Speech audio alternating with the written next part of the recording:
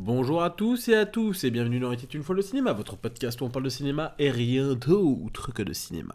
Et aujourd'hui, chers auditeurs et auditrices, on va parler un petit peu d'actualité, car vous pouvez le voir pour ceux qui sont sur YouTube, les images du dernier The Crow, les dernières images qui ont été justement diffusées pendant la campagne promotionnelle du prochain film The Crow qui devrait sortir normalement d'ici 2024. Pas encore de date a été fixée, mais on l'espère très prochainement. Alors The Crow, je le dis tout de suite, c'est un film, le film de 94, bien sûr, pas les nombreux dérivés qu'il y a eu derrière, les malheureux films qu'il y a eu derrière. Le premier film The Crow, pour moi, est un film dont j'ai une attache particulière, parce qu'il s'amène vraiment dans toute cette lignée vraiment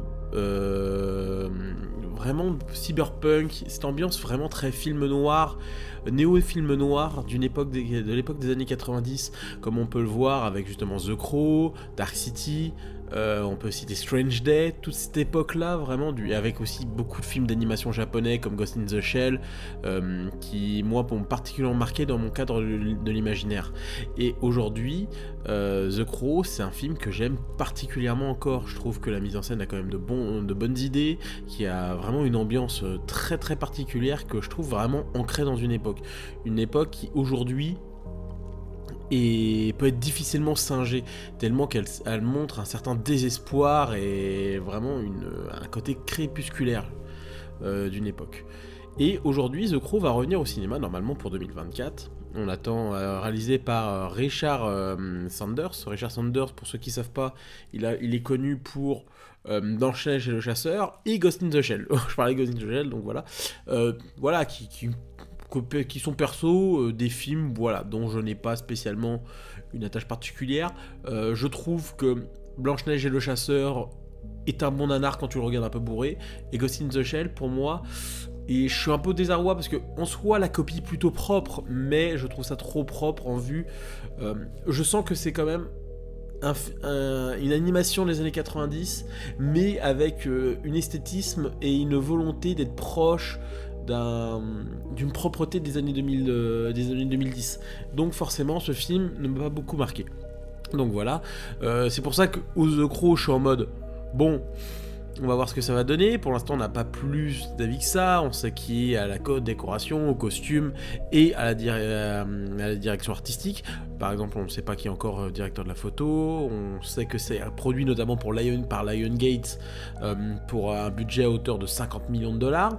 Voilà ce qui va le classer dans cette petite catégorie de films du milieu, limite petit budget, hein, enfin gros petit budget, avec en star Bill Skarsgård, que vous avez vu notamment dans quelques films à droite à gauche, notamment je pense à ça et aux Eternals, et bien sûr aussi je crois que c'est lui qui doit jouer Nosferatu dans le prochain film de Robert Eggers avec Lily Rose Depp et Nicole Houch et Aaron Taylor Johnson. Voilà, donc un autre film dont on parlera peut-être dès qu'on aura de nouvelles images.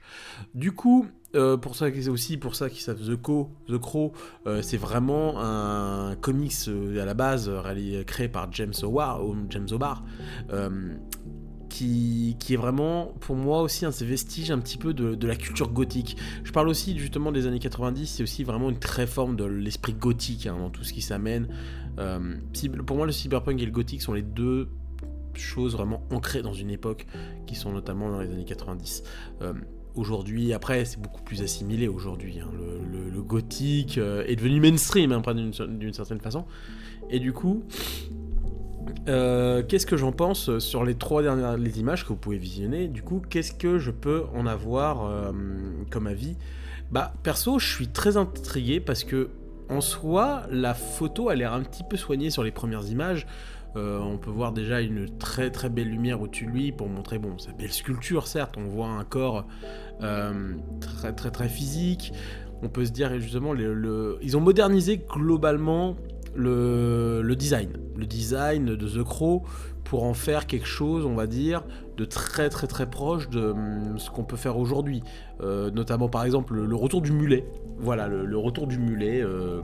Alors rigolez pas, hein, pour certaines personnes, oui c'est scandaleux un mulet. Alors rigolez pas, le mulet est clairement aujourd'hui de retour, hein. Ayant côtoyé des gamins à l'éducation nationale qui avait des mulets. Bon, c'est de retour parce que bon, en Amérique du Sud, en Australie et je crois en Nouvelle-Zélande aussi, c'est I Be Back le mulet. Donc forcément, et aux États-Unis, je crois que ça revient aussi. Donc clairement, il y a une culture du mulet qui revient. Alors pour certains, ça serait choquant. Moi, je suis en mode, si ils modernent ça vraiment ça aujourd'hui, moi je serais pas déroutant et ça peut ramener sur cette nouvelle vague aussi un petit peu de là où c'était beaucoup plus rock, on va dire. C'était vraiment ancré dans un rock 90, la période un peu grunge, Nirvana.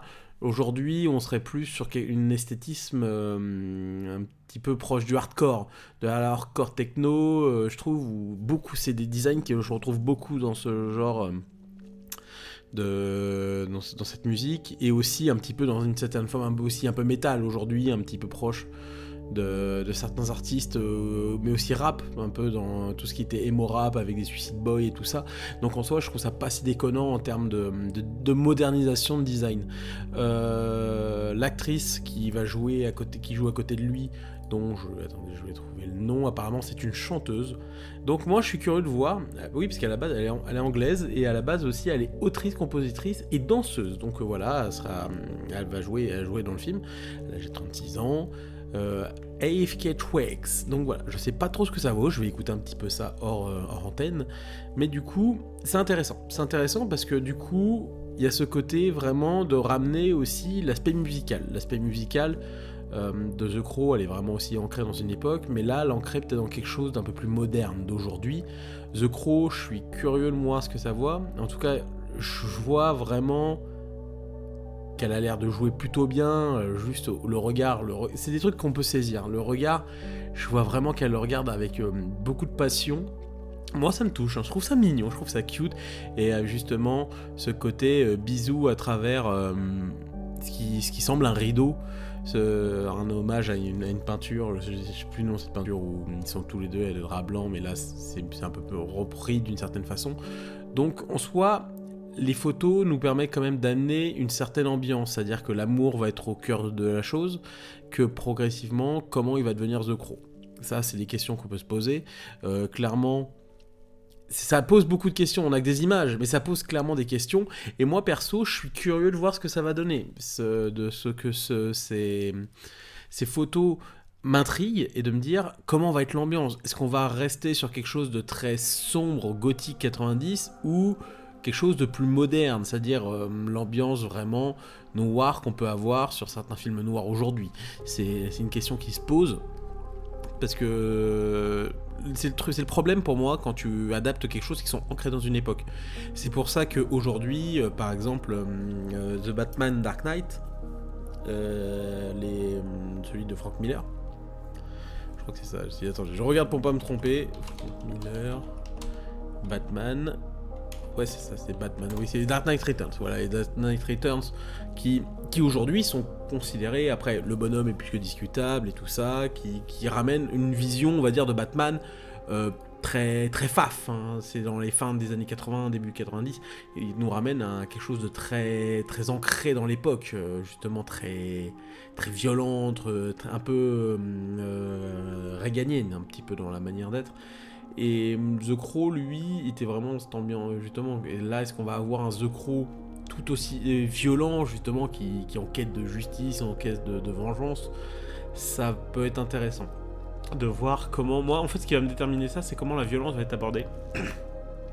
En fait, d'avoir un film comme ça, avec un si petit budget, ça veut dire que tout simplement, ils vont pas envie de lancer une licence...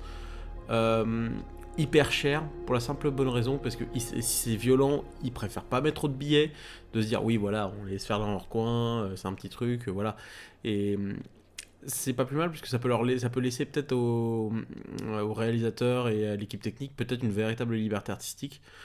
Moi perso, c'est une véritable curiosité que je me demande, que je me pose sur ce The Crow. Dites-moi ce que vous en pensez, parce que globalement, je pense que ça peut être très intéressant. Et voir comment ce projet va être amené. Moi perso, je suis curieux. Et je vais pas dire que je suis hypé, parce que c'est un grand mot aujourd'hui, hein. Hypé, ça veut tout rien dire. Je vais plutôt dire que je suis curieux. J'ai une certaine curiosité pour ce projet, et à voir comment ça va évoluer. pensez à vous abonner, mettre un like sur mes réseaux, et je pense que demain on devrait faire du live ce mercredi 6 octobre, et ça sera un vrai plaisir d'être avec vous, et je vous dis donc à la prochaine. Ciao.